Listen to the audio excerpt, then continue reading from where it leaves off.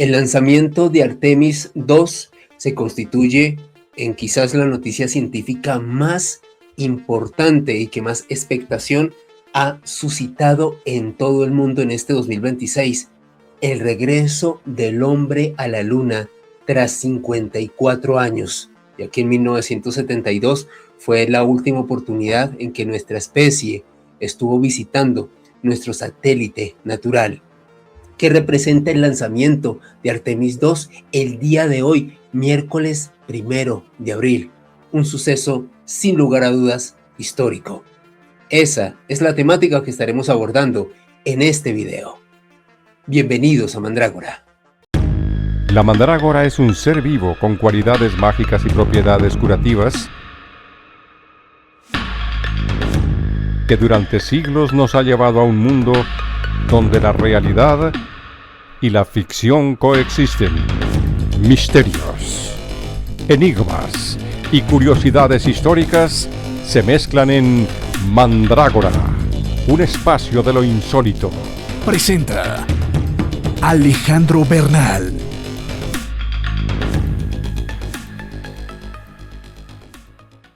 Y para hablar de este tema tan apasionante, me atrevería a decir que una de las noticias más importantes del año, no solamente a nivel científico, a nivel de curiosidad, de conocimiento, de ingenio y de progreso humano. Para mí es un honor abordar esta temática con un gran amigo de la casa, el capitán Andrés Abella. Capi, bienvenido a Mandrágora.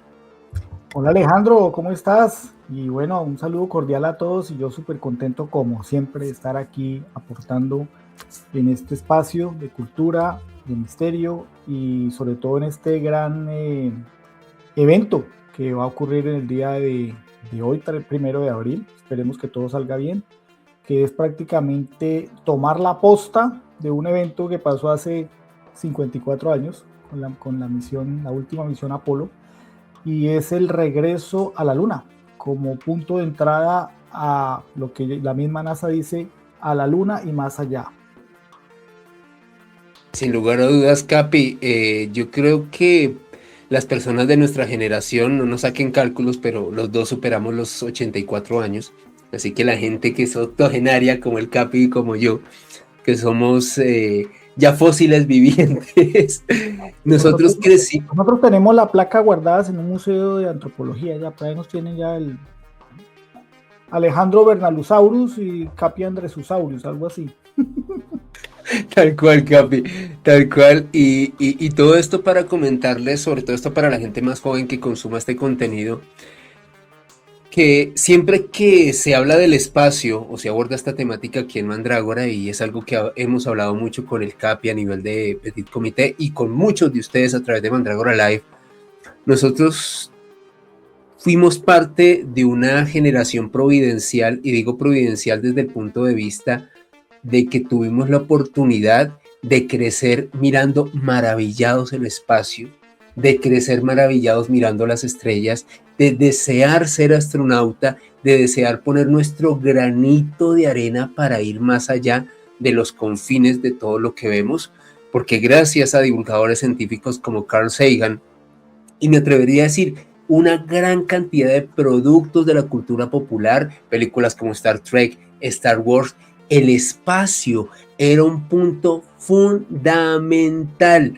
de muchas piezas, no solamente a nivel cinematográfico, series, videojuegos, que nos permitía hacer volar la imaginación.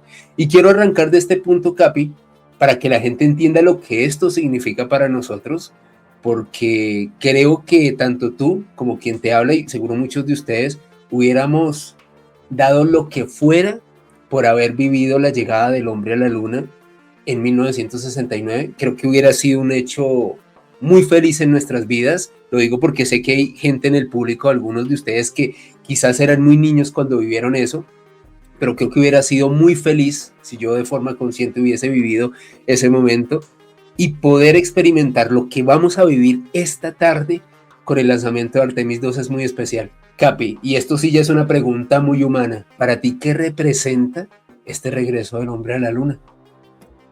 No, pues Alejandro, tú sabes que yo soy súper fan de todo el tema del espacio, astronomía, astronáutica, exploración espacial y todo. Entonces, esto para mí es, mejor dicho, no pude pedir permiso para no ir a trabajar porque no se puede, porque no existe. Disculpa por ir a ver lanzamiento de cohetes, si no lo hubiera hecho.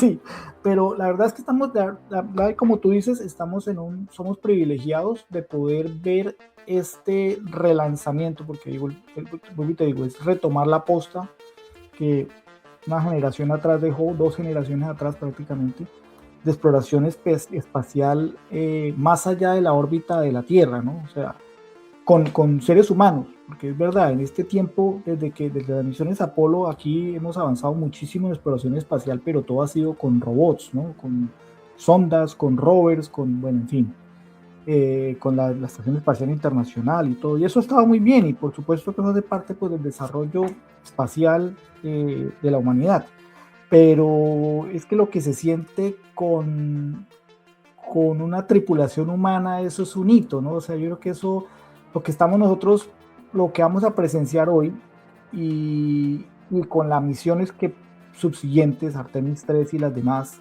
que ya finalmente serán, finalmente alunizar, vamos a volver a ver lo que se vivió en el 21 de julio, 20 de julio del 69, es la llegada de nuevo del hombre a la luna, volver a caminar, volver a demostrar que como especie humana somos capaces de hacer muchas cosas, pero con la diferencia que tenemos 54 años de evolución en adelantos tecnológicos. Entonces, para mí esto va a ser realmente un hito, y lo que se va a ver hoy, ojalá si todo sale bien, es algo único, es algo que no he hecho, es casi indescriptible, y la verdad que espero que esto fomente el acercamiento de nuevo a la ciencia y al conocimiento del espacio y todo ese tema, porque finalmente es algo que bajó. Yo creo que después de las misiones Apolo y por todo ese tema, bajó, se volvió muy tema muy de la NASA, muy de los frikis que nos gusta esto, muy de otra cosa, y el común de la gente le perdió como el gusto y la chispa a esta cosa que realmente es hermosa y maravillosa de estudiar y aprender.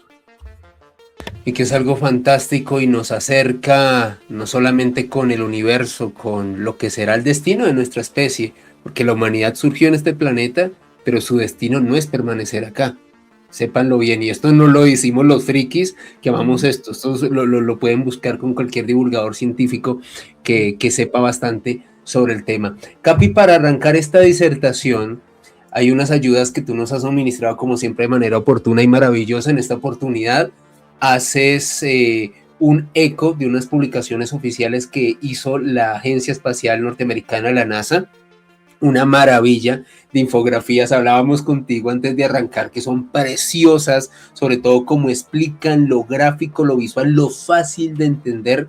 Capi, uno de los grandes antecedentes para que entendamos qué es lo que vamos a vivir esta tarde, hora de Colombia, va a ser el lanzamiento sobre las 5:24 de la tarde de Colombia, 6:24 de Toronto, allá donde está el Capi, aproximadamente 12:24 de la madrugada en España y en otras partes de Europa.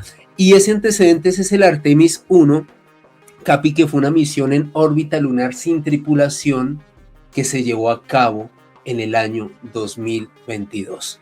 ¿Qué nos puedes decir, Capi, sobre lo que fue esta misión Artemis 1, este antecedente a lo que vamos a vivir esta tarde?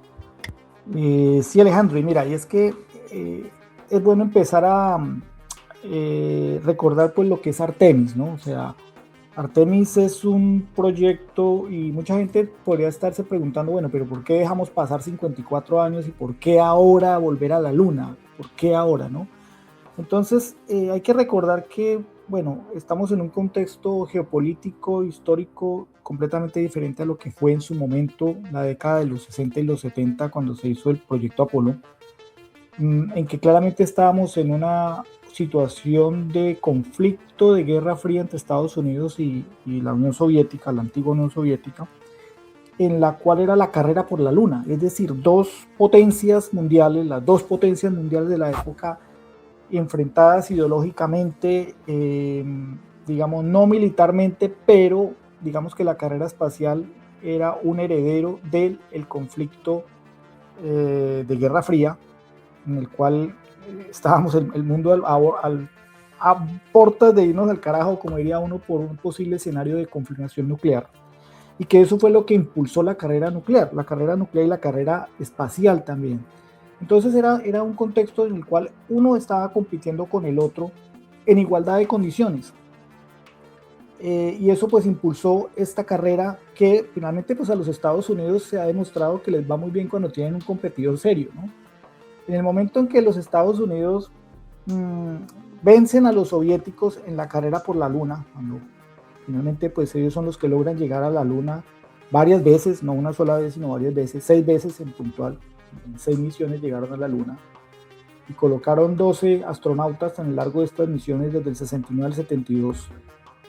Pues ya se perdió el interés político, ¿no? O sea, el objetivo de derrotar a los soviéticos se logró, el impacto mediático se logró, el impacto científico de demostrar lo que eran capaces se logró, y de una u otra manera eso impactó en la forma en que el presupuesto se le quitó a la NASA.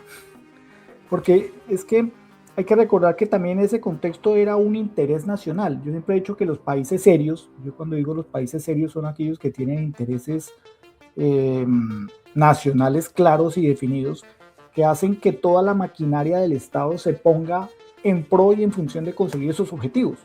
Todos los Estados Unidos tenían toda la maquinaria y el presupuesto disponible para lograr el objetivo que el presidente Kennedy se trazó: ir a la Luna antes de que se acabe la década de los 60. Esa era la hoja de ruta y toda esa maquinaria se puso para ir a eso. Entonces, imagínate. El gran objetivo, Capi, y corrígeme, no sé si él no lo comentó en el 61, me parece, que sí, vamos a ir a la Luna no porque sea fácil, sino porque es muy difícil. Y lo dijo así tajantemente Kennedy. Tal cual, es un discurso que lo pueden buscar en internet, y los invito a que lo busquen en internet, sobre todo esa parte, ¿no? No hay que ver el discurso de las 2 horas que dijo en la universidad, no me acuerdo en la universidad de qué sitio fue, pero esa partecita, y él lo dijo: escogemos ir a la Luna en esta década no porque es fácil, sino porque es difícil. Eso es una frase inspiradora que motiva mucho, ¿no? Y entonces, ¿qué significa? Que 400,000 personas, imagínate esta cifra, 400,000 personas se pusieron a trabajar para llevar el hombre a la Luna. Cuando digo 400,000 personas, no digo empleados de la NASA, empleados de la NASA, empleados de la industria logística, de la industria de aeronáutica, los contratistas que tenía la NASA, es decir, los que construían los motores, los paneles, los computadores rudimentarios del 60 y pico, componentes electrónicos, los trajes espaciales, el diseño de los rovers, el módulo de aterrizaje, o sea, una cantidad de empresas. Yo no sé cuántos, por lo menos pueden ser 100 empresas o 100 consorcios. Inclusive hoy lo hablaba hoy con nuestro amigo Edier. Creo que inclusive Colombia tuvo una participación, porque si yo mal no recuerdo, tejidos colombianos, tejidos textiles, fueron empleados para la confección de los trajes espaciales. Si no estoy mal, eso fue por Coltejero, no sé por quién, eso se puede verificar, y creo que está en el Museo de la NASA en el Cabo Cañaveral, donde materia prima colombiana fue empleada para el diseño y la construcción de los trajes espaciales. Entonces, no solo era un tema nacional, sino un tema que abarcó muchas compañías a lo largo y ancho del mundo, principalmente en Estados Unidos, para lograr ese sueño. Entre el 3 y el 4% del PIB del Producto Federal de los Estados Unidos se le mandó a la NASA. Estamos hablando de un presupuesto de 25.700, 25.400 millones de dólares de esa época, que equivaldrían ahorita a 100.700 millones de dólares. Es una cantidad de dinero exagerada para lograr este sueño. Entonces, eso marcó pues un tema de exploración muy grande, y finalmente pues antes de que continúes, porque de verdad qué orgullo nacional. Nosotros a veces no solemos tener tantas cosas tan conocidas, y digo conocidas en cuanto a que pues como colombianos a veces nos hacen muy mala fama por varias muchas cosas, en fin, que no vamos a repetir acá, pero qué orgullo que la ingeniera colombiana Viviana Martín, más específicamente ingeniera bogotana de nuestra tierra, coterránea, va a tener un rol muy importante en el diseño de los trajes Axemu de Action Space que se van a utilizar durante la misión Artemis 3, o sea, la continuación de lo que vamos a ver hoy. Y es talento y producto colombiano. ¡Qué honor, Capi! ¡Qué orgullo que esos trajes sean de fabricación de nuestra tierra, Capi! Fíjate, es que eso es verdad, y es que a veces nosotros ni siquiera no valoramos nuestra cultura ni de lo que somos capaces de hacer. Y bueno, mire, retomemos un momentico a la época de los 60, 70 para hablar de estas misiones Apolo. Y como te decía, esto implicó muchísimas personas, un talento, o sea, movilizar no solo científicos, ingenieros, técnicos, científicos, astrónomos, astronautas, médicos, psicólogos, personal en tierra, toda la logística requerida, yo creo que de todas las profesiones, de todo índole, para cumplir este sueño de colocar al hombre a la luna. Es una cosa que de pronto la gente no alcanza a vislumbrar. Simplemente, sí, fuimos a la luna, es como soplar y hacer botellas, construir un cohete, mandar 3 loquitos ahí, dispararlos para arriba, y eso nada más lejos de la realidad. Eso implicó un esfuerzo enorme, se perdieron vidas, por supuesto. Recordemos los 3 astronautas que murieron en el Apolo 1, que fue una misión de prueba, que no estaban en un cohete, estaban probando la cápsula, y se desató un incendio y lastimosamente no los pudieron sacar a tiempo y murieron, y de una manera bastante horrenda, por cierto. Entonces esto implicó sacrificio, le costó a la NASA, le costó sangre, le costó sacrificio, le costó dinero. Cada vez que hay un accidente de estos o un incidente toca volver a la línea de diseño, rediseñar muchas cosas. Entonces es un esfuerzo bastante interesante que duró bastante tiempo.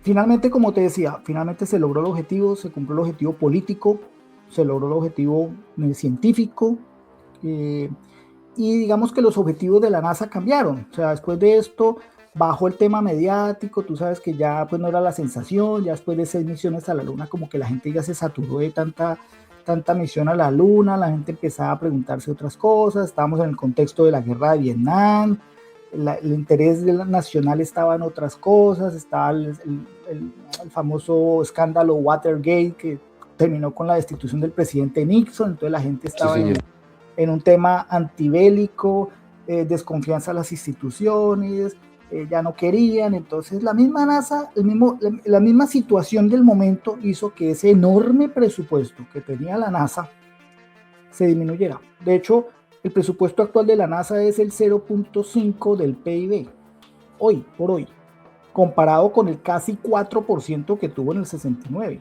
¡Qué locura! ¡Qué locura! Que eso explica, en cierta forma, por qué han pasado 54 años antes de poder volver. Y de hecho eso implica que hoy por hoy la NASA sola no lo puede hacer. Por eso recurre a contratistas externos como Blue Origins, como SpaceX, para ayudarlos a desarrollar la tecnología necesaria para volver a la Luna. Y ahorita ya no es el objetivo político de derrotar a los soviéticos y ganar la carrera. Ahorita, como te decía, es el primer paso para quedarnos en la Luna con una base permanente que se va a construir, que sirva además como punto de lanzamiento de las siguientes misiones a Marte. Entonces esto tiene ya un objetivo a largo plazo. Ya estamos pensando en Marte. Lo que pasa es que para Marte primero tenemos que ir a la Luna. Entonces, si te das cuenta cómo ha cambiado el tema, y esto es importante mencionarlo, porque finalmente esta es la gran filosofía del programa Artemis. Apolo era ganar la carrera espacial, poner un hombre en la Luna y se acabó. Y sí, se logró, es más, se logró bastante porque se hicieron 6 misiones más. Pero Artemis esto es un pequeño pasito, que finalmente el objetivo no lo vamos a ver nosotros, de pronto no lo alcanzamos a ver tú y yo, porque es un objetivo que se puede cumplir en 20 o 30 años, que es cuando podamos ver humanos caminando en la superficie de Marte. Por favor, que es uno de nuestros grandes sueños. Capi, ya que nos diste el contexto y nuevamente para abordar lo que fue Artemis 1, porque como muy bien lo señalabas, hay que entender qué era lo que ocurría en la Guerra Fría, porque había esa necesidad política, científica y militar de poner un hombre primero en la Luna por parte de los soviéticos o los estadounidenses. ¿Qué nos puedes decir de este antecedente directo, de este Artemis 1, Capi? Entonces, ya entendiendo lo que es en sí la misión Artemis, todo el contexto de la misión Artemis, Artemis 1 fue el inicio pues, de este gran sueño, ¿no? Y entonces esta misión fue una misión no tripulada, como tú bien mencionaste, se realizó ya hace algunos años, en la cual se empezó a probar toda la ingeniería necesaria para volver a la Luna. Entonces la misión Artemis 1 no fue tripulada, fue robótica, digamos, manejada a control remoto, pero en la cual se logró probar por primera vez el SLS, que es el cohete nuevo, es decir, el homólogo del antiguo Saturno V que mandó a los astronautas del programa Apolo. El nuevo cohete de la NASA se llama el SLS, que es un nombre bastante frío, ¿no? Nada más bonito que Saturno, ¿no? Y esos nombres así mitológicos. A este le colocaron SLS, que simplemente traduce el Space Launch System, y es el nombre del cohete. Pero es un cohete que, a pesar de ser un poquito más pequeño que el Saturno, unos cuantos metros más pequeño, es un cohete más poderoso, un cohete con mucha más fuerza, con mucha más potencia, es decir, con más empuje para lanzar más carga útil al espacio. Y lo que se logró finalmente con ese Artemis 1 era precisamente eso, probar el cohete. Probar que el cohete era capaz de despegar, de enviar la cápsula Orión. La cápsula Orión es el símil a la cápsula Apolo, que es cónica. Bueno, esta es una cápsula más grande, más moderna, ya con electrónica de punta, con un módulo de servicio diferente al que se usaba en el programa Apolo, porque este módulo de servicio ahora que es el que le da, realmente es como el corazón de la nave, el que le da la energía eléctrica, todos los componentes que se requiere para el mantenimiento del soporte de vida de los astronautas, y todo esto es ensamblado por la Unión Europea. Entonces ya no es un esfuerzo solamente de una agencia como la NASA, sino aquí hay componentes de la Agencia Espacial Europea. Ellos son los encargados de construir ese módulo de servicio. Entonces era probar la integración de ese módulo con el módulo, la cápsula Orión, que sí es de la NASA, montado en el cohete, probar los boosters, que son los cohetes laterales, que son los que dan el impulso también para despegar, y probar todo este sistema, mandarlo al espacio, mandarlo a una órbita hacia a la Luna, como se ve en el gráfico. Entonces era probarlo todo a control remoto, ¿no? Ir haciendo todas estas fases a control remoto, lanzarlo, soltar la cápsula, colocarla en una trayectoria hacia la Luna, orbitar la Luna, o sea, entrar en órbita lunar, quedarse orbitando la Luna un par de veces y regresar. Entonces todo eso se probó en Artemis 1 y fue exitoso. Recordemos que a la misión Apolo le tardó desde el Apolo 1 hasta el Apolo 7 hacer todo lo que en Artemis 1 se hizo en una sola misión. O sea, al Apolo le tocó 7 misiones. Ahora, claro, estamos hablando que era la primera vez para ellos y con tecnología de los 60. Claro, claro. Les tardó desde el Apolo 1 hasta el Apolo 7 hacer todo lo que a nosotros, bueno, ahorita le tardó a la NASA hacerlo en una sola misión, que es la Artemis 1. Entonces, mira cómo van las cosas. Claro, y Capi, hay que también comentar y puntualizar algo que me parece muy importante para las personas que son muy escépticas sobre nuestros avances y conquistas espaciales. Este tipo de ensayos se hacen siempre inicialmente sin tripulación, porque el espacio es un entorno absolutamente hostil, en donde el mínimo error se puede llevar la vida de valiosos astronautas y científicos a bordo de estos artefactos. Entonces, siempre que se hace una misión de estas características, se hace un testeo, se envían inicialmente naves no tripuladas, ya hoy en día contamos con la tecnología para hacer eso, para evitar y minimizar al máximo los errores, porque cualquier error en el espacio puede ser fatal, Capi. Así es, como tú lo mencionas, tal cual. El espacio no perdona, ¿no? O sea, es que el espacio para el ser humano sigue siendo aún, a pesar de todo el tiempo que llevamos en exploración espacial, que es muy poco realmente, un espacio hostil. O sea, empezando porque allá no hay aire, no puedes respirar, tienes que depender de un sistema de soporte vital que te dé tu oxígeno, no hay gravedad, nuestro cuerpo no está diseñado genéticamente y orgánicamente para resistir en ambientes ingrávidos. Nosotros estamos hechos para un sitio donde hay gravedad. Toda esa, la falta de gravedad provoca cosas en el organismo, se te descalcifican los huesos, el tónico muscular se deteriora, por eso los astronautas tienen que hacer ejercicio, en máquinas, en elípticas, en un poco de cosas para mantenerse lúcido. El exceso o la falta de gravedad hace que la sangre no te fluya bien en las piernas, se te va para la cabeza se le hincha a los astronautas, da este mareo espacial. Por eso cuando ellos llegan a la Tierra siempre los ves que los van ayudando a caminar, porque es que fácilmente no puedes caminar, has estado un tiempo ingrávido en que tus piernas se vuelven perezosas, por decirlo así, por la falta de circulación y todo. Entonces es un tema que es complicado, y eso ha desarrollado todo lo que es el tema de medicina espacial. Y bueno, y muchas cosas, el tema de radiación. Yo creo que una de las principales causas, problemas que vamos a enfrentar como especie humana cuando vayamos a Marte y más allá, es el tema de la radiación espacial, porque en el espacio no tenemos la protección que nos da nuestra Tierra con la atmósfera, que filtra esos peligrosísimos rayos cósmicos y la radiación ultravioleta del Sol.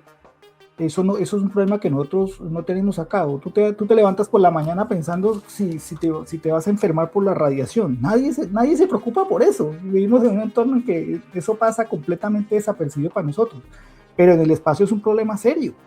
Entonces, eso es un tema que de hecho en la misión Artemis 2, que se lanza pues hoy, es un tema de estudio. Gran parte de los objetivos de la misión de estos astronautas que van a estar allá es hacer una serie de experimentos de biología humana para ver cómo desarrollar mejores sistemas para protegerse de la radiación en el espacio.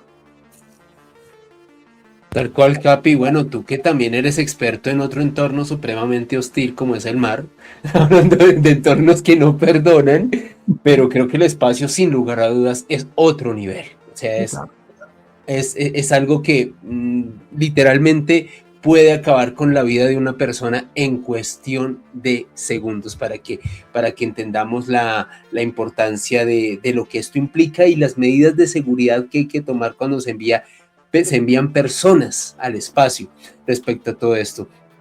Y Capi, adentrándonos en lo que va a ocurrir esta tarde, que espero que el destino nos dé la fortuna de poder compartir, porque les cuento, voy a hacer directo en Mandrágora sobre este lanzamiento, voy a estar trayéndoles un reporte en directo, espero poder contar con el Capi y con algunos miembros más aquí de la comunidad. Se va a efectuar esta misión que va a orbitar la Tierra durante 10 días, un dato muy importante para que todos lo tengan en cuenta, y que va a llevar a nuestro satélite natural a los astronautas Reed Wiseman, Victor Glover, Christina Koch y Jeremy Hansen. Este hombre hace parte de la Agencia Espacial Canadiense en este periplo que durante este periodo de 10 días va a orbitar este satélite en nuestra luna y los va a traer de regreso a casa. Capi, ¿por qué es tan importante esto para la ciencia y qué va a suponer más bien este lanzamiento de Artemis 2 para nuestra presente y futura carrera espacial? Bueno, sí, Alejandro, Artemis 2 es importantísimo para este esfuerzo de la NASA y pues de nosotros como especie humana en general, porque Artemis 2 va de una manera u otra a recrear, obviamente con la diferencia en el tiempo que ha transcurrido desde el 68 a 2026, lo que fue la icónica misión espacial del Apolo 8. El Apolo 8 fue desarrollado el 21 de diciembre del 68, en el cual tres astronautas, que era Frank Borman, Jim Lovell, el famoso astronauta de la misión Apolo 13, que fue la misión fallida, sí. y un astronauta de apellido Anders. Ellos eran los tripulantes de ese icónico Apolo 8, que de una u otra manera es lo que Artemis 2 va a recrear. En el Apolo 8, ¿qué se hizo? Se hizo algo muy parecido a lo que se va a hacer con Artemis 2, es decir, mandar astronautas hacia la Luna para demostrar que lo que finalmente podían ir. La primera vez que fueron astronautas a la Luna, aunque no aterrizaron, pero era para demostrar que eran capaces de ir. Y lo mismo, ellos estaban en el 68 probando los sistemas del programa Apolo. Entonces con Artemis 12 va a ser algo similar. Lo que pasa es que esto tiene un alcance mucho mayor, mucho mayor, porque esta misión tiene 5 objetivos principales. Uno, desde el punto de vista de tripulación, es demostrar pues, las capacidades de los sistemas y los equipos para sustentar a la tripulación, es decir, la tripulación de vuelo, a los astronautas, en el entorno de este vuelo y su regreso a la Tierra. Entonces, aquí hay un componente muy importante que es preservar la vida de los astronautas. En el contexto del 68, pues con esa presión política que había, digamos que, y es algo que tal vez nunca se dijo y hasta ahora es que de pronto se puede mencionar de alguna manera u otra, es que la NASA en aquel entonces se tomó unos riesgos que hoy son imposibles de tomar, porque era una presión política, como te digo, de derrotar a los soviéticos. Entonces, se improvisó mucho en algunas cosas y sobre todo en el tema de seguridad espacial. Y además porque era la primera vez y tampoco se conocía. Entonces se tomaron unos riesgos en su momento que en este momento son impensables tomarlos. Entonces esta misión Artemis 2 va a tener muy en cuenta todo este tema que te digo del estudio de la radiación y los efectos de la radiación en el cuerpo humano. De hecho, estos 4 astronautas que tú mencionaste se han sacado como un chip. Ellos van a llevar una especie de chip, entre comillas, de los cuales parte de su médula ósea, que se extrajo de su médula ósea del organismo, que le habrán hecho una especie de biopsia o algo, y sacaron esa médula ósea de los astronautas y la han colocado haz de cuenta, una placa de vidrio, como una placa de estas médicas, precisamente para estudiar el efecto de la radiación en la médula ósea. Entonces mira el enfoque que esto tiene en biomedicina espacial. En el 68 esto no importaba, digamos que los astronautas, a sonar feo lo que va a decir, pero eran, digamos que entre comillas, reemplazables o prescindibles. Afortunadamente nunca pasó nada, pero este es un tema que ya la NASA se toma muy en serio. Un revés de perder tripulantes o astronautas es algo que nadie quiere hacer, y mucho menos en este contexto de 2026 y de la NASA. Entonces se lo toman muy en serio y es uno de los objetivos principales de la misión, verificar todo el tema de sostenimiento de la vida en el espacio. Porque como te digo, esto es un tema de pensar en vuelos mucho más largos, permanencia en la Luna por mucho tiempo y luego Marte.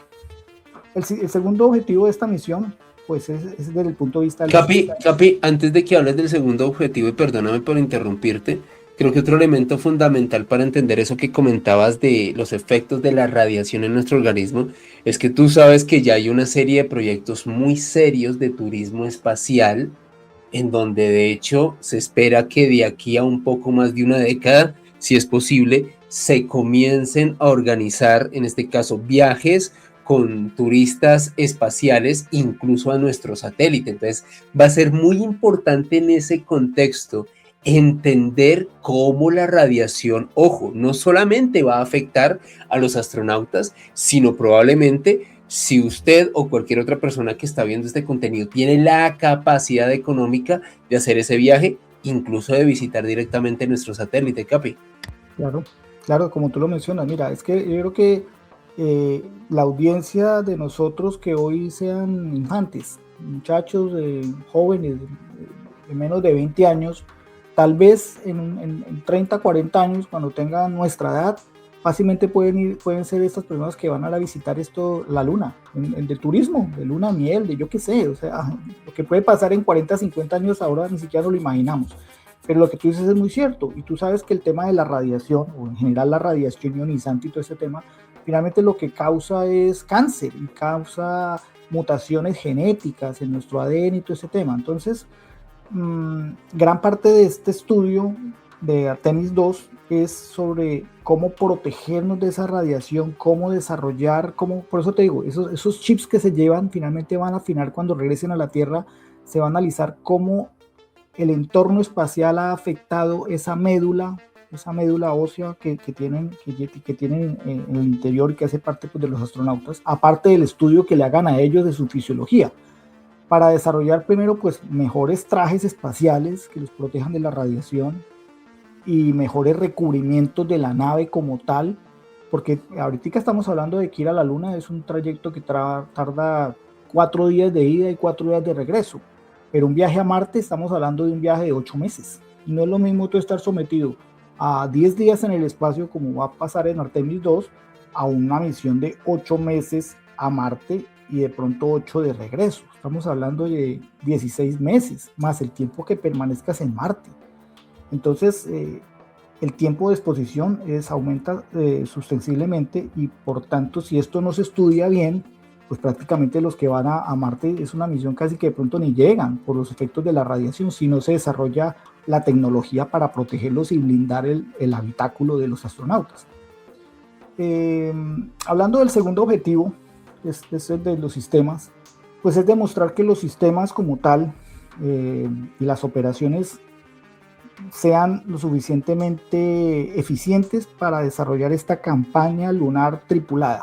Es decir, esto abarca probar todos los sistemas desde el lanzamiento, todo lo que es el hardware, el software, todas las operaciones, porque un lanzamiento de esto tiene múltiples operaciones, que ahorita las vamos a ver, toda una serie de etapas y fases que se deben cumplir. Entonces aquí se va a probar todo, ya no en entorno de simulador, sino en un escenario real, que van desde el lanzamiento, todo lo que es el vuelo, las órbitas, hasta finalmente pues el retorno, el reingreso y la recuperación. Ese, digamos, es el segundo objetivo de la misión.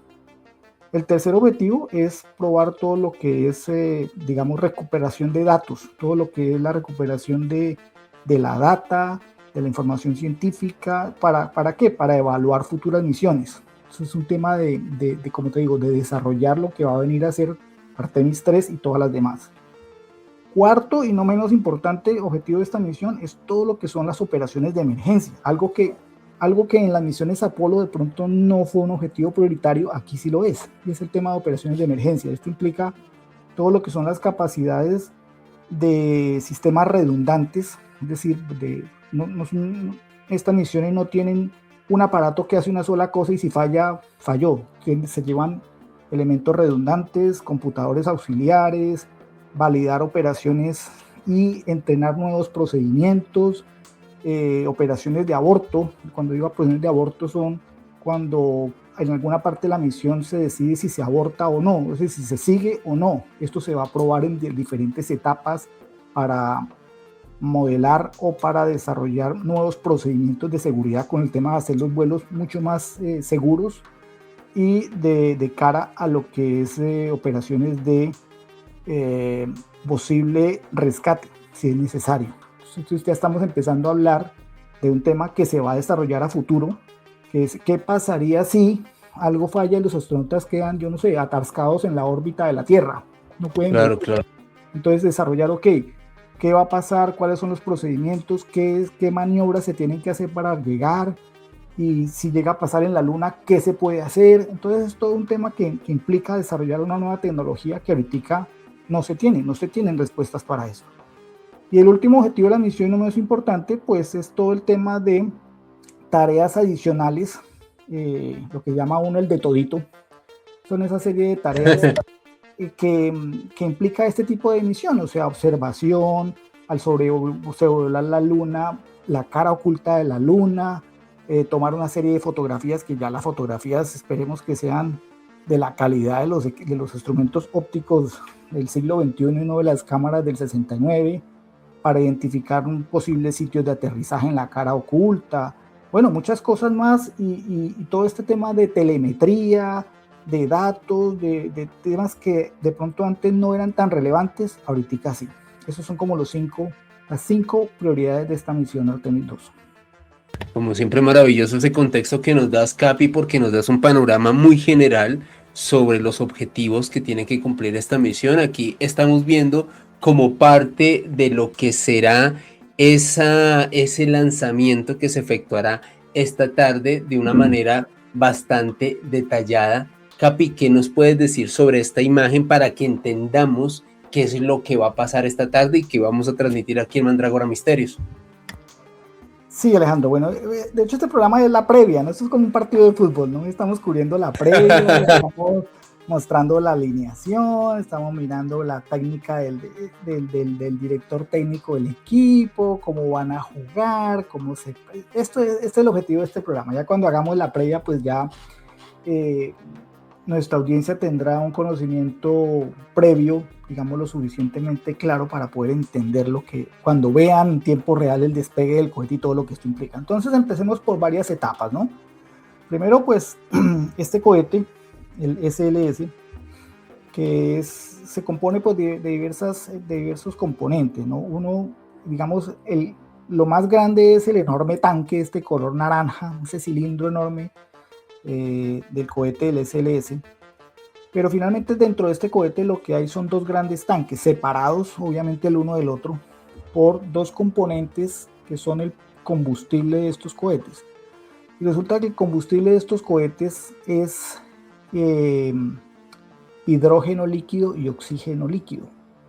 Y estos dos combustibles son extremadamente explosivos, supremamente peligrosos y difíciles de manejar.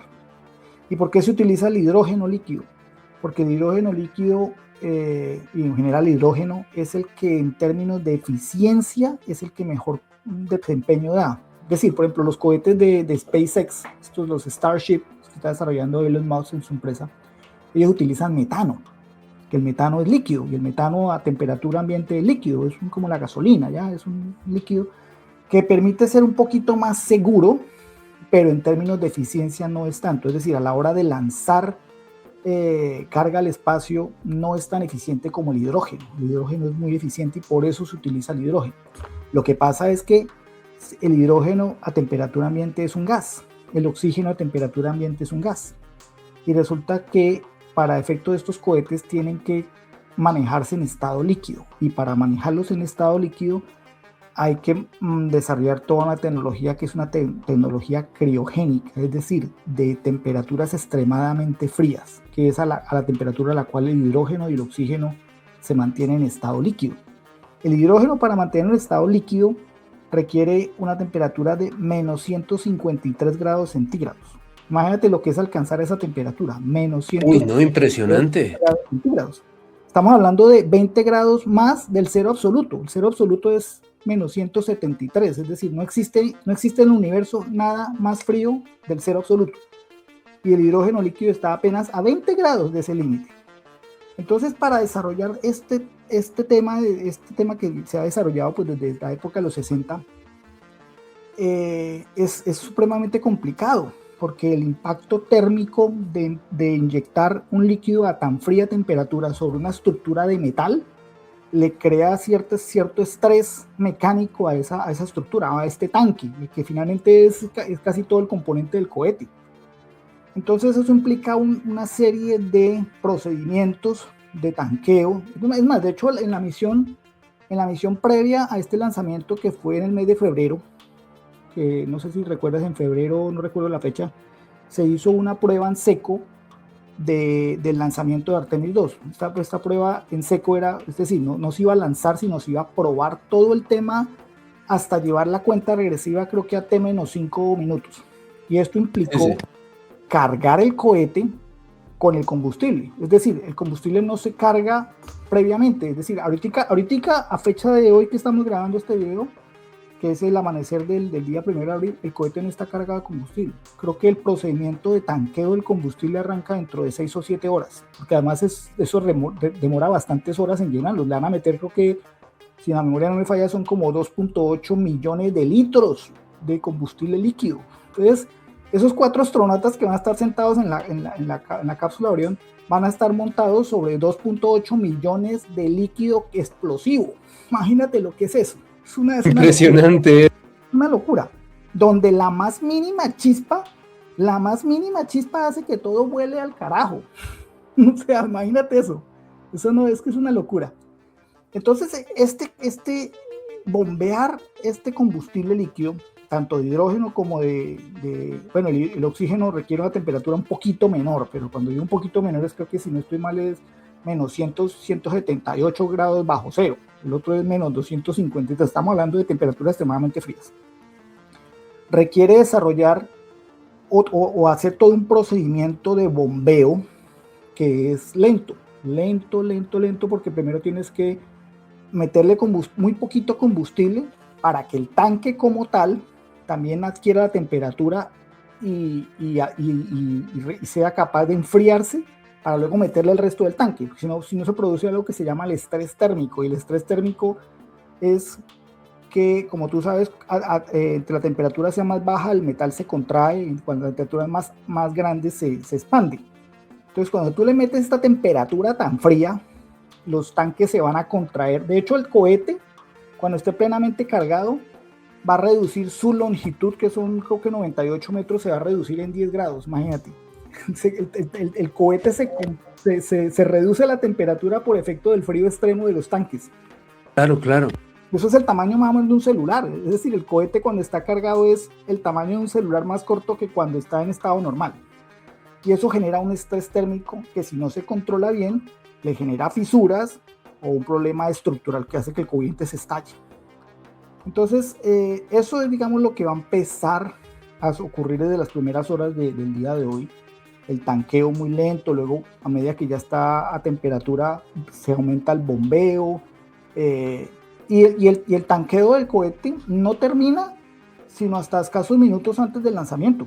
Es decir, tú lo tanqueas, pero para seguir manteniendo el frío tú tienes que seguirlo retanqueando. Es decir, va a haber un momento en que, aunque ya esté full de combustible, tienes que abrir una válvula para que parte de ese combustible retorne y siga bombeándose, porque si tú lo tanqueas al calor de la Florida, el combustible líquido pierde temperatura y entonces cambia de estado, y si cambia de estado ya no sirve para la combustión, o sea, se tiene que estar recirculando el combustible.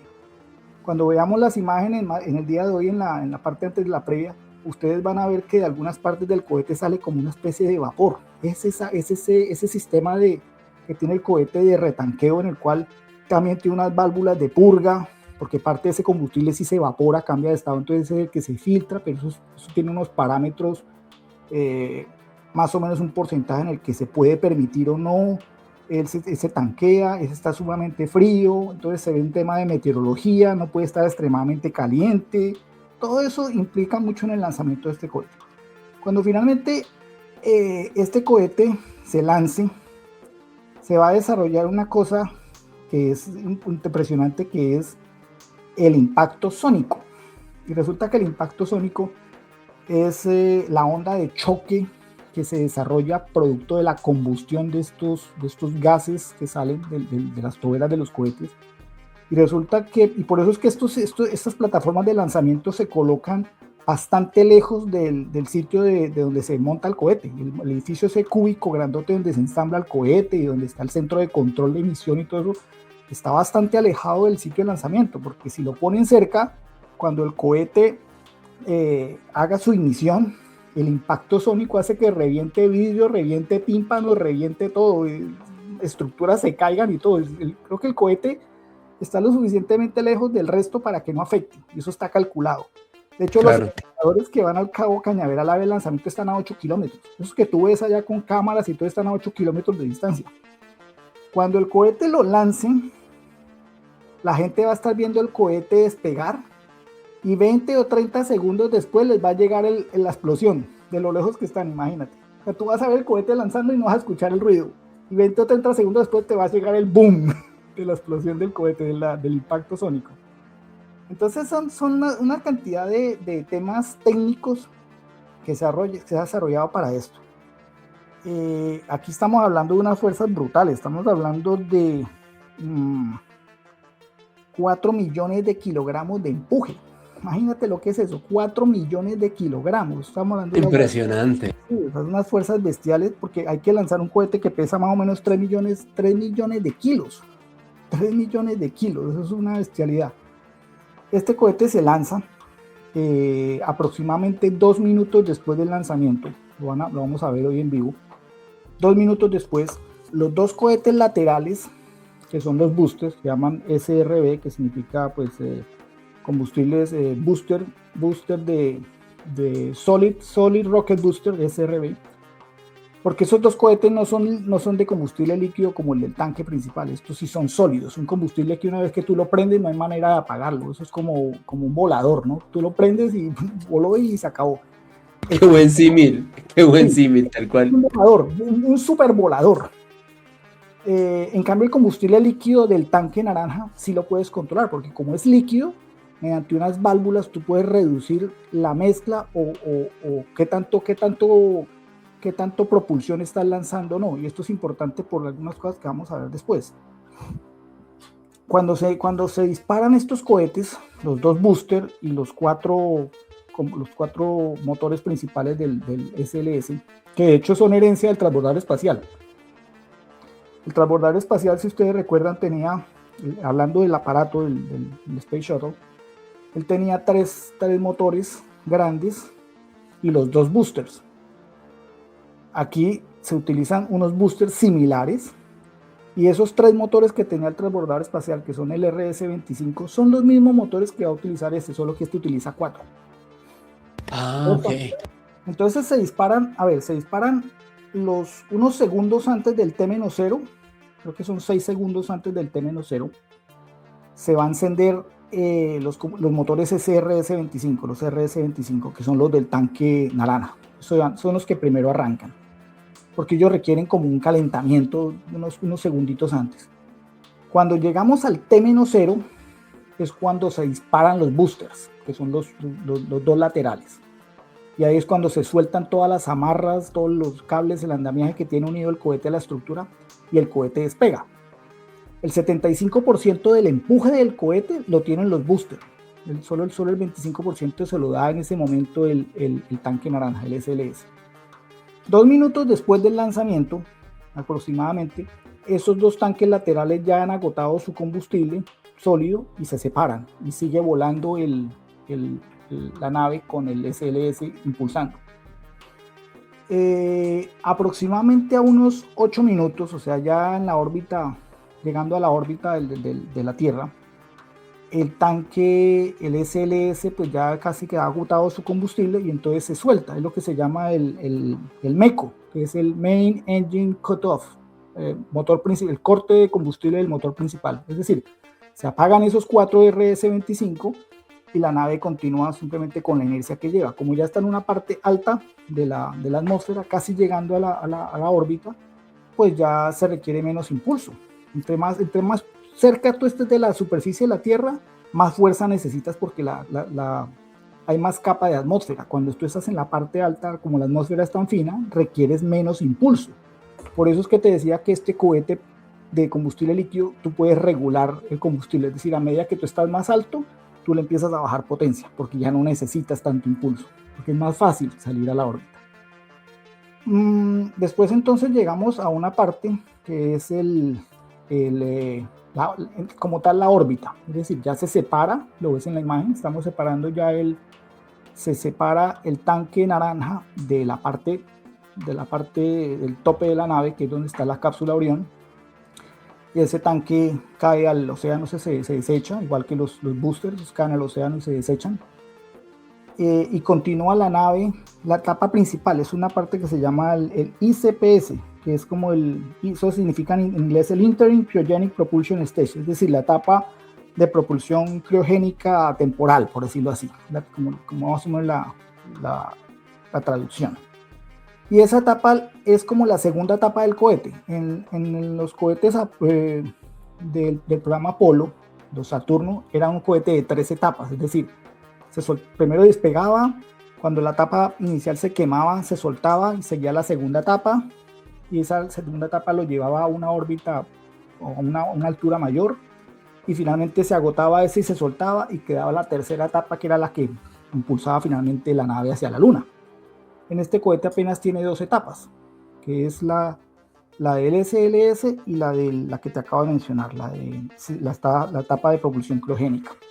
Esa etapa es la que van a utilizar para hacer la órbita a la Tierra. Entonces, primero que todo, esta misión Artemis va a ser una órbita alrededor de la Tierra para probar una cantidad de sistemas. Ahí se van a hacer aumentar la órbita, es decir, pasar de la órbita baja a la órbita alta. La órbita baja es donde está la Estación Espacial Internacional, por ejemplo. Es una órbita, como su nombre lo dice, más baja, que está más o menos unos 300 kilómetros más o menos. A una órbita alta es ya el paso previo al lanzamiento hacia la Luna. Entonces eso lo hace esta etapa de este ICPS. Después nos vamos a ver a una siguiente etapa, que es cuando se separa. Todo esto está en el primer día de misión, o sea, esto es todo lo que te estoy diciendo y lo que va a pasar mañana. Que va a pasar esta tarde. Exacto, esta noche. Ahí se va a hacer un cambio de órbita, desde la órbita baja a la órbita alta, y se va a hacer la separación de la nave Orión como tal de este ICPS. Una vez que se separen los dos ya estando en órbita, ahí se van a hacer una serie de maniobras, que esas maniobras sí no van a ser, digamos, automáticas, van a ser controladas por los astronautas. En este caso es el piloto Victor Glover, que es el astronauta de color, que es el astronauta que es el piloto del módulo Orión, el encargado de hacer estas maniobras, y son manuales, es decir, la nave se va a separar del ICPS y va a hacer una serie de maniobras en las cuales se da la vuelta y va a ser como una especie de maniobras de acoplamiento, similares a acoplar. No se van a lograr acoplar porque no está diseñado para acoplarse, pero sí van a ser como el simulacro, es decir, se va a acercar, se va a alejar, va a rotar de una manera, va a rotar por aquí, va a rotar por atrás, le va a dar la vuelta, y todo este tema que se va a hacer es para ¿qué? Para comprobar todos esos sistemas de control de la nave Orión de forma manual. Entonces es una etapa muy importante que se va a probar en esta misión Artemis 2. ¿Por qué? Porque en las siguientes misiones Artemis 3 ya debe haberse construido el famoso módulo lunar, el módulo que se va a utilizar para despegar. Y entonces se requiere afinar toda esta mecánica y todas estas maniobras para en algún momento hacer esos acoples entre las naves, que así funcionó el proyecto Apolo. El proyecto Apolo llegaban a la órbita, se desacoplaba una parte, esa parte se daba la vuelta, se acoplaba con la nave lunar que estaba metida dentro de una parte del cohete, se acoplaba y luego la extraía. Bueno, aquí se va a hacer algo muy similar, es un concepto muy similar y por eso se va a probar sin que se haya el acople, porque aquí no vamos a llevar el módulo lunar. De hecho, el módulo lunar todavía está en construcción. Yo no sé si al final se lo va a ganar SpaceX o Blue Origin, no sé quién está. Ambos están construyendo módulos lunares de diferente tipo, pero hoy no sé quién realmente es el que lo va a hacer. Pero entonces estas maniobras se van a hacer como parte de ese entrenamiento. Después de completar esta maniobra, pues esa parte del ISPS se prende su motor para un retorno controlado hacia la Tierra, porque esto finalmente es desechable, cae en el Océano Pacífico, se quema y cae en el Pacífico. Y después de esto, al final del primer día, o sea de hoy, ya la nave Orión prenderá su motor propulsor principal y va a empezar lo que se llama la ITL, que es la inserción translunar. ¿Qué significa esto? Es la maniobra que se hace de salir de órbita terrestre e ir hacia la Luna. Eso es el final del primer día, lo que vamos a ver el día de hoy. Los siguientes 4 días es el tránsito hacia la Luna. Le toma a la nave estos 4 días en salir o en ir hacia la Luna, en una maniobra que además es bastante segura, porque es una maniobra que se llama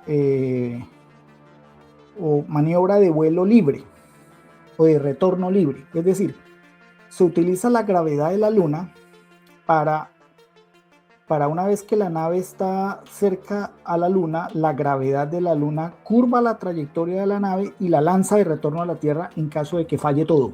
Es decir, si la nave le fallan los motores, le falla todo, la misma mecánica y la misma física, ley de la física, hacen que que la Luna retorne la nave hacia la Tierra. Entonces por eso se eligió esta trayectoria, porque es bastante segura. Como hace muchos años, hace 50 y pico años que no hacemos esto, por eso se eligió, para evitar perder a los astronautas. En caso de que todo falle, por lo menos con esta trayectoria de retorno libre se permite que la nave retorne a la Tierra.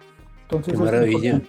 importante esto porque ahí tú ves cómo las leyes de la física apoyan a todo este tema de la navegación espacial. Es cierto que se llama hasta híbrida, es una trayectoria de retorno libre, pero se le coloca el término híbrido porque sí es cierto que en algunas partecitas de ese trayecto hay que hacer unas breves correcciones, es decir, prender por algunos segundos, o no creo que sean ni siquiera minutos, segundos, el propulsor como para ajustar la trayectoria. Acuérdate que es que tú le tienes que apuntar a un objetivo que además se está moviendo. Es decir, cuando tú lanzas el cohete, tú no vas a lanzar la nave apuntando hacia la luna, porque si no, cuando tú llegues allá 4 días después no vas a encontrar la luna. La luna se ha movido 4 días. Tienes que apuntar antes. Entonces, por eso es que hay que hacer unas pequeñas correcciones en estos 4 días. En esos 4 días es cuando se van a hacer esta serie de experimentos que te dije yo de biomedicina, de procedimientos de seguridad, de procedimientos de chequear todos los instrumentos redundantes, de, bueno, una serie de misiones adicionales. Además se van a lanzar unos satélites. Justo antes de que se haga la inserción translunar, se me olvidó decirlo, cuando la nave Orión se separe del ICPS, en ese momento se van a lanzar lo que se llaman los satélites CUBE, satélites cúbicos, es decir, unos satélites pequeñitos con forma cúbica, de los cuales hay un satélite que es made in Argentina, para que tú veas que aquí el talento... ¡Wow!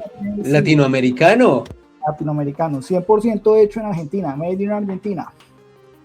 Y es un satélite interesante, porque este satélite están diseñados para, de hecho creo que se llaman los satélites Atenea, hasta le pusieron un nombre bonito. Son unos satélites cuya misión principal, si mal no me falla la memoria, es un tema van a hacer un estudio de todo aquello de esas capas altas de la órbita externa. Entonces y se lleva, inclusive, no solamente hay argentino, creo que se va a lanzar un satélite coreano también ahí, o sea, se van a lanzar una serie y un satélite Cuba alemán. O sea, esta misión tiene además como te decía, unas misiones secundarias de lanzar algunos tipos de elementos también de agencias espaciales asociadas, como la argentina, como la alemana y como la coreana. Una vez ya en la luna, se va a hacer ese sobrevuelo, lo que se llama un flyback, porque realmente esta nave no va a orbitar, no se va a quedar como en Artemis 1, que sí se quedó orbitando varias veces, no tripulada, que se quedó orbitando varias veces la luna. Aquí no se va a hacer órbita, simplemente se va a hacer un sobrevuelo y de nuevo retorno a la Tierra, lo que se llama ahora la inserción transtierra, ya no es translunar sino transtierra, de retorno a la Tierra. Nuevamente, como te decía, gran parte de este trabajo lo hace la física, pero también se requieren unos pequeños ajustes ahí. Sin embargo, aquí está previsto que se rompan algunos récords. El récord que se ostenta a fecha de hoy de los humanos más lejos de la Tierra lo tiene la misión Apolo 13, aquella misión fallida, ¿no? Como no pudo aterrizar por un accidente que tuvo el módulo de servicio, utilizaron esta maniobra de inserción translunar como manera de poder regresar a la Tierra. Por eso que es una manera que se ha comprobado que sirve en caso de emergencia. Y en esa misión del Apolo 13 de 1970 fue la vez que los humanos más lejos estuvieron de la Tierra. Pues en esta misión del Artemis 2 se va a romper ese récord. Vamos a estar más lejos de lo que estuvieron los astronautas del Apolo 13. ¿Cómo te parece? Impresionante este detalle, Capi, no lo conocía y definitivamente nos plantea no solamente un avance respecto a nuestra nueva carrera espacial, a nuestro propósito de convertir a la Luna en lo que ojalá sea a mediano o corto plazo, una base permanente que nos permita tener la Luna como un punto de partida para futuras misiones, por ejemplo, y creo que el Capi lo ha comentado y lo hemos dicho también en varios espacios, probablemente la misión que nos lleve a Marte no va a salir de nuestro planeta, va a salir de la Luna, cuando un hombre, un representante de nuestra especie, sea hombre o mujer, llegue al planeta rojo, va a partir desde la Luna, para que lo tengamos en cuenta. Así que esto es fundamental para que consigamos ese objetivo. Capi, revisando ya, llegando aquí a los estertores de este maravilloso dossier, estaba verificando en la información de medios internacionales que existe actualmente una probabilidad del 80% de que existan condiciones climáticas favorables para el lanzamiento de Artemis 2. Capi, ¿cuáles serían las condiciones que harían que este lanzamiento se postergara? Sí, la meteorología terrestre y espacial, porque aquí hay que hablar de dos tipos de meteorologías. La meteorología terrestre es toda la que está en la atmósfera, es decir, en la Tierra como tal, y requiere unas condiciones especiales. Esto no se puede lanzar, por ejemplo, si ese día llueve, no hay lanzamiento. No hay lanzamiento. Entonces, recordemos que además estamos en la Florida, digamos en una zona no tropical, pero subtropical, que como mencionamos en otros dossiers es propensa a tormentas, bueno, es decir, no estamos en temporada de huracanes, pero sí estamos propensos a tormentas, a chubascos. Esta zona de la Florida, donde está el cabo Kennedy, es, digamos, frecuente al estar costera, está influenciada por la influencia de la corriente del Golfo que tantas veces hemos hablado aquí, de chubascos tropicales, de nubosidad, de todo el tema. Y el tema de mal tiempo, pues tiene unos riesgos impresionantes. ¿Por qué? Porque normalmente en mal tiempo, chubascos, lluvia o condiciones de este tipo, se generan rayos. Imagínate un cohete cargado con como ya te dije, explosivos, oxígeno y hidrógeno, y que le caiga un rayo, porque finalmente es una estructura grande. Claro que la torre de lanzamiento tiene sus pararrayos y todo, pero si un rayo le pega al cohete, imagínate, lo explota. Por eso es que aquí no se toman riesgos. Si hay el menor indicio de mal tiempo, de tormenta eléctrica, de rayos o alguna cosa, se cancela. Es más, ni siquiera se carga el cohete con el combustible, y si ya lo tiene, hay que sacarlo. Entonces, y esa meteorología es un componente fundamental de lo que se llama el go, no go. Si la meteorología no tiene las condiciones mínimas necesarias, eso es un rotundo no go, porque es poner en riesgo la misión. Entonces se requiere que no haya excesivo viento. También, si hay demasiado viento, eso implica al momento del lanzamiento una desviación del cohete. O sea, el cohete cuando se lanza tiene que tener, él a medida que avanza, también se empieza a inclinar, porque es que, alcanzar la órbita, mucha gente piensa que es lanzar el cohete hacia arriba. ¿Por qué? Porque como el cohete en la etapa inicial tú lo ves que despega hacia arriba, con vertical, tú crees que todo el tiempo el cohete está en vertical, y resulta que no. Alcanzar la órbita no es en vertical, es al contrario, es en horizontal. Lo que pasa es que en los primeros momentos del vuelo, la componente, esto es una trayectoria parabólica, ¿no? Tú sabes que en una parábola hay dos componentes, la componente en X y la componente en Y. Y es la vertical y X es la horizontal. Al primer momento del lanzamiento, todo es en componente vertical, en Y, pero a medida que el tiempo transcurre, devuelve la ayuda en esa. Bueno, de pronto no está en esa clara, pero unos pocos segundos después del lanzamiento, el cohete empieza a inclinarse intencionalmente. Por medio de las superficies de control, hacen que el cohete se empiece a inclinar. Cuando ya estamos llegando a la parte de la órbita deseada, casi que la componente Y en cero y casi todo es componente X, porque finalmente estar en órbita es estar en un estado en el cual tú estás en permanente caída libre, pero tú estás viajando a una velocidad tal que siempre le erras a la Tierra, nunca te caes. Eso es estar en órbita. Es decir, vas supremamente rápido, que a pesar de que la Tierra te trae hacia ti, tú nunca caes. Por eso estar en órbita es un estado de no caer, equilibrar la fuerza de caída con la velocidad horizontal. Entonces, si estos vientos son demasiado fuertes, esa inclinación que hace al cohete cuando apenas está despegando y rompiendo su inercia, pueden desestabilizar el cohete y no hacer que alcance el ángulo necesario para hacer una buena órbita. Entonces, hay unas condiciones de viento mínimas que, si se exceden, es un no-go.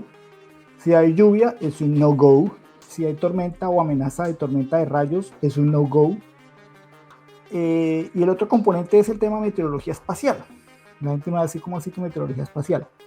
Pues resulta que en el espacio también, y es un tema relativamente reciente de estudio, y es que en el espacio el que manda la meteorología es nuestro astro rey, el Sol. El Sol estamos en el máximo solar.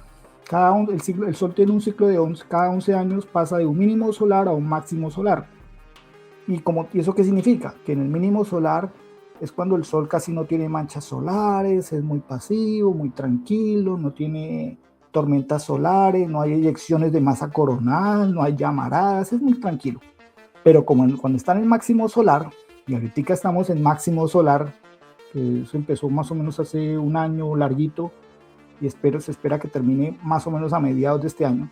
Ahorita el Sol está muy activo, es decir, hay llamaradas, hay expulsión, de hecho hay tormentas solares en estos días. Hace unos días, creo que ayer o antier, hubo una explosión solar, una eyección de masa coronal. Entonces, si esas eyecciones de masa coronal impactan a la nave, pues prácticamente afecta a todos los sistemas de navegación, porque estos son sistemas electromagnéticos que se afectan por esta energía. Entonces, imagínate la nave en transcurso a la luna y que le llegue de pleno una tormenta solar. Eso sería catastrófico, no solamente para la radiación de los astronautas, sino para los sistemas electrónicos de la nave. Entonces se monitorea todo ese tema también del ambiente solar, que se llama el clima espacial, para permitir si hay un go o un no go en el lanzamiento. Como se dan cuenta, el lanzamiento de esta misión Artemis II reviste una serie de complejidades, una auténtica proeza de la ingeniería y de la capacidad humana. Creo que también, Capi, es hora de enaltecer esto, porque hay una gran cantidad de científicos, de personas que han dado su vida y su conocimiento para plantear todo esto. Son años, y por qué no decirlo, décadas de trabajo para que esto se haga realidad. Así que yo lo único que te puedo decir, Capi, es que si las condiciones son favorables, que todos esperamos que sea así, y si desde el punto de vista técnico y mecánico todo sale de forma correcta, esperamos vivir este momento histórico, este lanzamiento del Artemis hoy en horas de la tarde. Recuerden, 5:24 de la tarde de Colombia, 6:24 de la tarde para Toronto, más o menos 12:24 de la madrugada en España. Vamos a estar transmitiendo en Mandrágora. Espero hacia las 4:45, si puedo antes les aviso. Vamos a estar haciendo una mini previa, porque pues esto ya fue la previa, esa sería la otra, la mini previa de la previa, ya a portas, estando ya muy pendientes de todo esto y ojalá contando con el Capi. Mira, perdóname, te interrumpo, antes de cerrar nuestra previa. Sí. Se me olvidaba decir algo importante, y es el retorno, ¿no? Entonces ya quedamos en que la nave está en su inyección de retorno a la Tierra, que también dura otros 4 días, en los cuales se hace toda la comprobación de llegada, pero aquí es donde empieza una de las partes más críticas de la misión, y es el retorno a la Tierra. Y resulta que es que en Artemis II también vamos a vencer otro récord, va a ser el récord de reentrada más rápida en la Tierra. Imagínate una nave del tamaño más o menos de 2 furgonetas, que es el tamaño que tiene la cápsula Orión. Una vez que la nave llegue a la órbita de nuevo a la Tierra, o empieza a llegar a la órbita de la Tierra, la nave se va a separar del módulo que te dije, la Agencia Espacial Europea, el de la ESA, el que le dio todo el soporte vital, donde están los paneles solares que se despliegan para darle energía a la nave, donde está el motor, todo este tema, todo esto se suelta y ese módulo se desecha. Y esa nave, que ya es la cápsula que todos conocemos así en forma cónica, que es mucho más grande que el Apolo, que es realmente la nave Orión, o el módulo habitáculo de la nave Orión, tiene que hacer la maniobra de reingreso. Y esa maniobra de reingreso es un tema de locos. Imagínate esa nave entrando a la atmósfera terrestre a nada más y nada menos que 40.000 kilómetros por hora. ¡Qué demencia! Imagínate esa velocidad. Además, la temperatura que esa nave, por eso esa nave tiene la parte de abajo, es decir, donde está la base del cono, está cubierto de un material de disipador de calor, heredado de la época del transbordador espacial. Una especie de losa de una cerámica, de un material especial que disipan el calor. Recordemos que cuando la tragedia del Columbia, que venía entrando de nuevo a la Tierra, ese Columbia se desintegró fue porque falló el recubrimiento térmico y le costó la vida a 7 astronautas por la temperatura. Si una losa de estas llega a fallar, hasta apague y vámonos. Porque imagínate una nave entrando a 40.000 kilómetros por hora, que va a ser el récord de entrada. Ni siquiera las naves del proyecto Apolo entraron tan rápido. Bueno, esto ya se probó con el Artemis 1. Y en el Artemis 1 se dieron cuenta cuando recuperaron la cápsula que partes de estas losetas sufrieron una erosión, digamos, no esperada. Eso fue una señal de alarma. Y tal vez eso hizo que se retrasara en parte esta misión Artemis 2 desde el Artemis 1, porque implicó que la empresa que estaba construyendo esto para la NASA estudiara qué fue lo que pasó. Si bien esa misión no estaba tripulada, llevaba unos maniquíes de simulacro, y digamos que se hubiera dicho que si hubieran habido astronautas hubieran sobrevivido, no hubiera pasado nada. Pero la NASA no puede tomarse estos riesgos, no se puede tomar estos riesgos de que llegue a pasar algo como pasó con el Columbia, porque ya es una lección aprendida del Columbia, sería una irresponsabilidad y significaría que la NASA no aprendió de esa tragedia, que esas 7 vidas que se perdieron ahí sí como se fueron en vano. Entonces, imagínate que a esa velocidad, el aire, como la nave está entrando tan rápido, el aire que está adelante de la nave se convierte en plasma. De la temperatura que alcanza se convierte en plasma. Y el plasma, tú sabes que es un estado, es uno de los 4 estados de la materia, es decir, súper caliente, extremadamente caliente, que eso quema todo. Es decir, si la nave no tuviera este recubrimiento térmico, derrite hasta el acero. Imagínate la temperatura, derrite hasta el acero. Impresionante esto. Y esta nave pues no está hecha de acero, está hecho de otros materiales compuestos, por eso la importancia del escudo térmico. Y el escudo térmico es una de las cosas que sí o sí no puede fallar, porque si falla el escudo térmico, eso es tragedia. La nave se desintegra y los astronautas fallecen. Entonces, aquí se va a romper un récord de entrada, y finalmente, ya al final, esperemos que todo salga bien, al final de estos 10 días, la temperatura que se alcanza, mira, la temperatura que alcanza este escudo térmico es la mitad de la temperatura de la superficie del Sol. Imagínate eso. Estamos hablando de como 2.700 grados centígrados, una cosa impresionante. En ese momento de reentrada, por el plasma recalentado que hay, no hay comunicaciones. No, por eso esa es una ventana de incertidumbre. La nave está entrando en la atmósfera y no hay comunicaciones entre el centro de control de misión y los astronautas, porque por el mismo plasma que impide las comunicaciones. Yo creo que son los segundos de mayor tensión, tanto para los astronautas que vienen cayendo a esa velocidad, como para el centro de control, y yo creo que vamos a aguantar nosotros toda la respiración.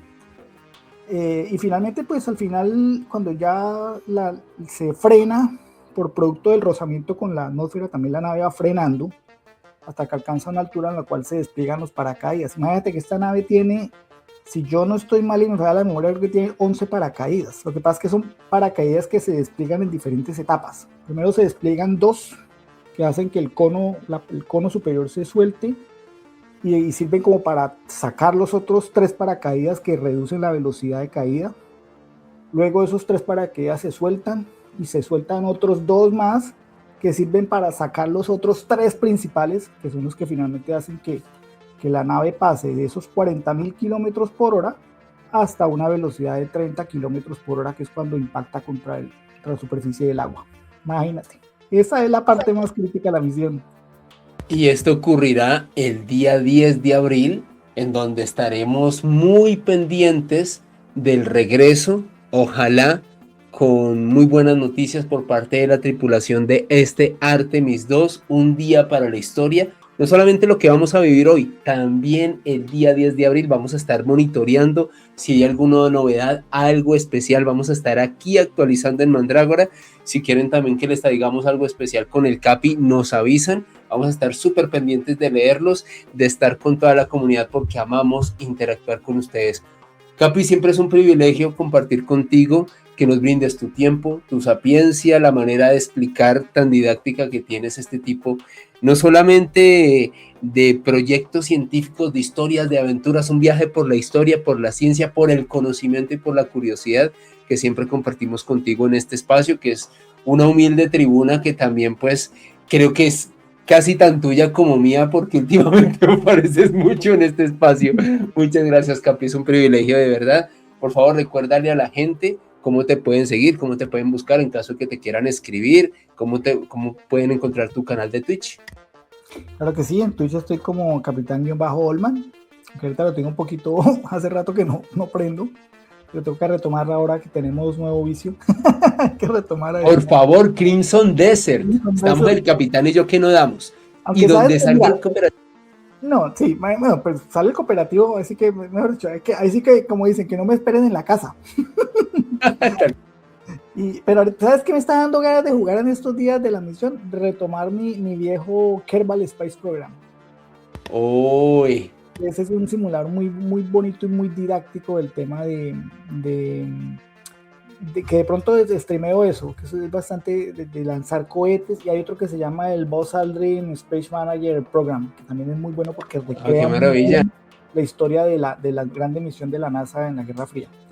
Entonces me encuentran ahí como Capitán-Olman o en Twitch Andrés-Olman, y bueno, yo súper feliz aquí de estar cubriendo en el día de hoy la previa, ya la mini previa de los momentos. Vamos a ver aquí con nuestra comunidad el lanzamiento del Artemis 2. Espero que la meteorología la meteorología puede cambiar muy digamos, esporádicamente.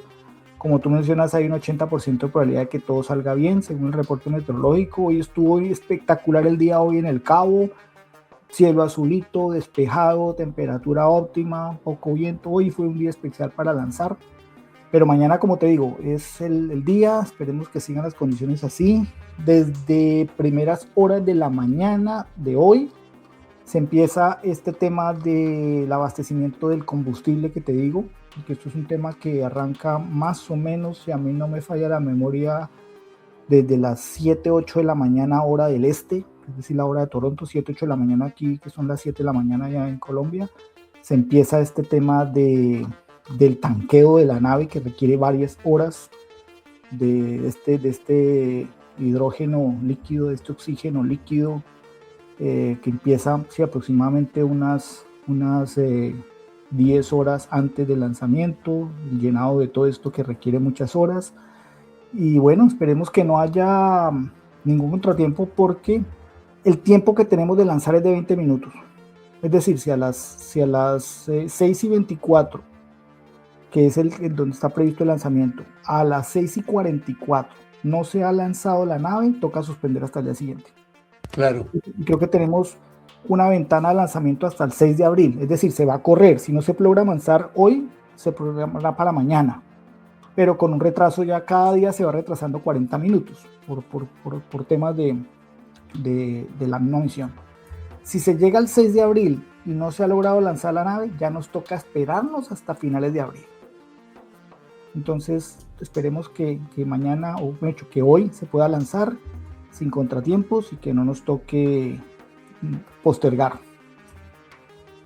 Claro que sí, Capi, siempre de verdad es maravilloso compartir contigo. Ya saben, con toda la comunidad, sobre las 4:45 de la tarde de Colombia estaré en Mandrágora Misterios, 4:45 de Colombia, 5:45 de Canadá, más o menos eso serían las 18:45 de la Argentina, 3:45 de la tarde de México, las 11:45 de la noche de España, para que estén súper pendientes, consulten sus horarios locales. Siempre es un gusto contar con ustedes. Vamos a vivir entre todos este momento histórico y ojalá sea todo un éxito. Capi, un abrazo enorme para ti, para toda la comunidad, y nos vemos esta tarde en la última previa de lo que será este lanzamiento del Artemis 2. Un abrazo para todos y que pasen una feliz tarde. Hasta pronto. Chao, chao. Chao. Mandrágora Misterios, abriendo el telón, canciones para no olvidar jamás del corazón. Princesa y su guardián, espada y luz de sal, en la palabra celestial hacia un mundo irreal. Mandrágora Misterios, ven a descubrir cada día nueva historia por vivir. No te lo puedes perder, siente la señal.